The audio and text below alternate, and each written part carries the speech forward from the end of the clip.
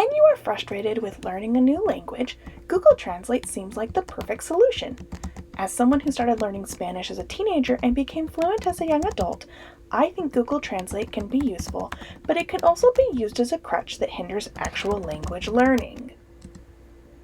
Translation technology, including Google Translate, has come a long way over the years. However, it still isn't perfect. I wrote a message in Spanish and sent it to my husband when we were dating. He used Google Translate to translate my message into English, then he used it again to send me a message back, in Spanish. This is part of it. Así que, ¿hablas cualquier inglés?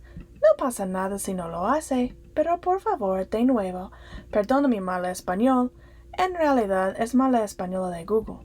El mío es aún peor, estoy seguro. LOL.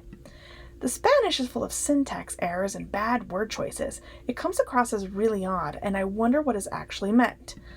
I think he means, so, do you speak any English? It doesn't matter if you don't. Please again, forgive me for my bad Spanish. It's actually bad Spanish from Google. Mine is worse, I'm sure. LOL. Let's have some more fun with this. I put this message in Spanish through languages that are important to me and my husband. It went from Spanish to French, to Norwegian, to Japanese, back to English. This is how it turned out. So, do you speak English? If you don't, nothing will happen. But please forgive my bad Spanish. It's actually bad Google Spanish. I'm even worse. I'm sure it's a laugh. As you can imagine, this wouldn't be a good thing to say to someone when you are dating them. Here are some tips on how to use Google Translate effectively for Spanish. First, don't use the widget on the search site. This is the widget on the search site. This is the link to the actual website. Second of all, make sure you use individual parts of speech, like nouns, verbs, and adjectives, instead of entire phrases. Put the word the in front of a noun so you also know if it is masculine or feminine, or if it has a masculine form and a feminine form. Put the word to in front of a verb to get the infinitive. I like it when it gives me a list of other verbs that are synonyms.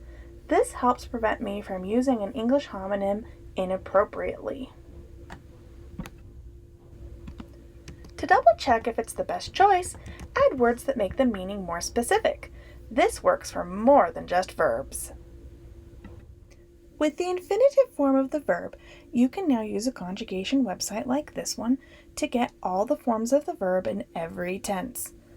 There may be even some tenses you didn't know about.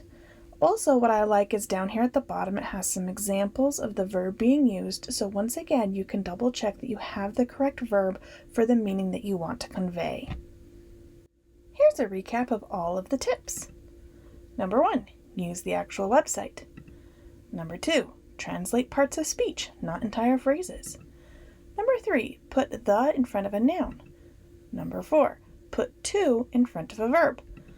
Number 5, if needed, add words to make the meaning more specific. And number 6, use a conjugation website for conjugation. Happy translating!